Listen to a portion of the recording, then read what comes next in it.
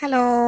എല്ലാ കൂട്ടുകാർക്കും daily current അഫയേഴ്സിൻ്റെ ഏറ്റവും പുതിയൊരു വീഡിയോയിലേക്ക് സ്വാഗതം. നമ്മളിന്ന് പഠിക്കുന്നത് 2026 ഏപ്രിൽ 28 പ്രധാനപ്പെട്ട കറണ്ട് അഫയേഴ്സ് ചോദ്യങ്ങളാണ്.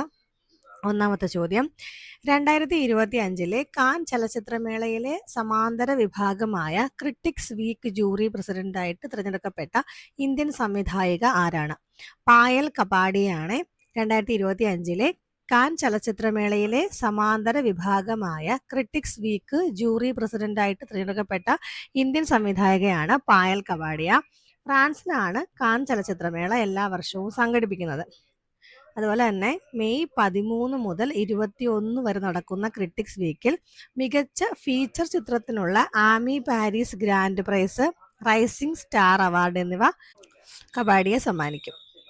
അടുത്ത ചോദ്യം, അടുത്തിടെ ഇന്ത്യ സന്ദർശിച്ച ഐക്യരാഷ്ട്ര പൊതുസഭാ പ്രസിഡന്റ് ആരാണ്? അടുത്തിടെ ഇന്ത്യ സന്ദർശിച്ച ഐക്യരാഷ്ട്ര പൊതുസഭാ പ്രസിഡന്റ് അന്നലീന ബെയർബോക്ക് ആണ്. ഈ ഐക്യരാഷ്ട്രസഭയുടെ പ്രധാന നയരൂപീകരണ വിഭാഗമാണ് UNGA. ഐക്യരാഷ്ട്രസഭയുടെ പ്രധാന നയരൂപീകരണ വിഭാഗമാണ് UNGA. എല്ലാ അംഗരാജ്യങ്ങൾക്കും ഇതിൽ പ്രാതിനിധ്യമുണ്ട്. അപ്പോൾ ഇതിൻ്റെ ആസ്ഥാനം എന്ന് പറയുന്നത് ന്യൂയോർക്കിലാണ്. അടുത്ത ചോദ്യം, കടലിനടിയിൽ ലോകത്തിലെ ഏറ്റവും വലിയ ദേശീയ പതാക സ്ഥാപിതമായത് എവിടെയാണ്? കടലിനടിയിൽ ലോകത്തിലെ ഏറ്റവും വലിയ ദേശീയ പതാക സ്ഥാപിതമായത് ആൻഡമാൻ നിക്കോബാറിലാണ്, സ്വരാജ് ദ്വീപിലാണ്.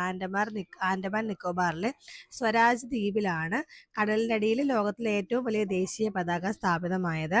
സ്വരാജ് ദ്വീപിലെ രാധാനഗർ ബീച്ചിലാണ് വിസ്മയകാഴ്ച ഒരുങ്ങുന്നത്. ഗിന്നസ് വേൾഡ് റെക്കോർഡും ഈ ഒരു കടലിനടിയിൽ സ്ഥാപിതമായ ഈ ഒരു ദേശീയ പതാക സ്വന്തമാക്കിയിട്ടുണ്ട്. ഇതിൻ്റെ മെഷർമെൻ്റ് എന്ന് പറഞ്ഞു കഴിഞ്ഞാൽ ഏകദേശം 60 മീറ്റർ നീളവും 40 മീറ്റർ വീതിയുമാണ്. ഇപ്പോൾ ഈ 60 മീറ്റർ നീളവും 40 മീറ്റർ വീതിയുമുള്ള ത്രിവർണ്ണ പതാകയാണ് കടലിനടിയിൽ സ്ഥാപിച്ചത്.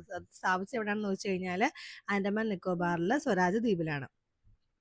അടുത്ത ചോദ്യം, മുൻ ഇന്ത്യൻ കരസേനാ മേധാവി ജനറൽ മനോജ് മുകുന്ദ് നരവനെ രചിച്ച ഏറ്റവും പുതിയ പുസ്തകം ഏതാണ്? മുൻ ഇന്ത്യൻ കരസേനാ മേധാവി ജനറൽ മനോജ് മുകുന്ദ് നരവനെ രചിച്ച ഏറ്റവും വലിയ പുസ്തകമാണ് the curious and the classified unethic military myths and mysteries ആണ്. The curious and the classified unethic military myths and mysteries. സൈനിക മേഖലയുമായി ബന്ധപ്പെട്ട് കാലങ്ങളായി നിലനിൽക്കുന്ന മിത്തുകളും രഹസ്യങ്ങളും അനാവരണം ചെയ്യുകയാണ് അദ്ദേഹം ഈ പുസ്തകത്തിലൂടെ ചെയ്തിട്ടുള്ളത്. അടുത്ത ചോദ്യം, നീതി ആയോഗിന്റെ മുഴുവൻ സമയ അംഗമായി നിയമിതയായ ആദ്യത്തെ അരുണാചൽ പ്രദേശ് സ്വദേശി ആരാണ്? നീതി ആയോഗിന്റെ മുഴുവൻ സമയ അംഗമായിട്ട് നിയമിതയായ ആദ്യത്തെ അരുണാചൽ പ്രദേശ് സ്വദേശി ഡോക്ടർ ജോറം അനിയാണ്.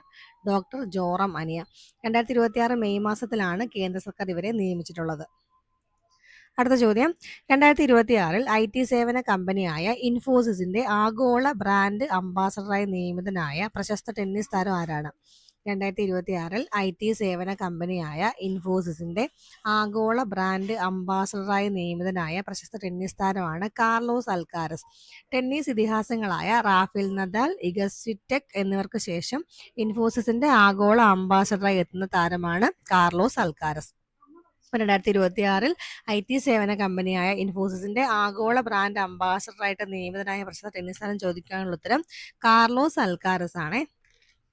അടുത്ത ചോദ്യം, ഇന്ത്യയിലെ ആദ്യത്തെ വാട്ടർ ന്യൂട്രൽ റെയിൽവേ ഡിപ്പോ ആയി മാറിയത് ഏതാണ്? ഇന്ത്യയിലെ ആദ്യത്തെ വാട്ടർ ന്യൂട്രൽ റെയിൽവേ ഡിപ്പോ ആയി മാറിയത് കങ്കാരിയ കോച്ചിങ് ഡിപ്പോയാണ്. അഹമ്മദാബാദിലെ കങ്കാരിയ കോച്ചിങ് ഡിപ്പോയാണ്.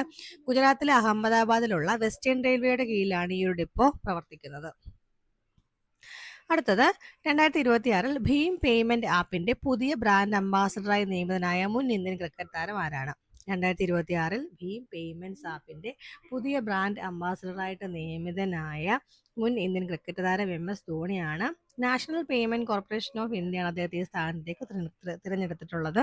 അതുപോലെ തന്നെ ഡിജിറ്റൽ പേയ്മെന്റുകളെ കുറിച്ച് കൂടുതൽ ആളുകളിൽ അവബോധം സൃഷ്ടിക്കുന്നതിന് വേണ്ടിയിട്ടാണ് ഇത്തരത്തിലുള്ളൊരു സഹകരണം ലക്ഷ്യമിടുന്നത്.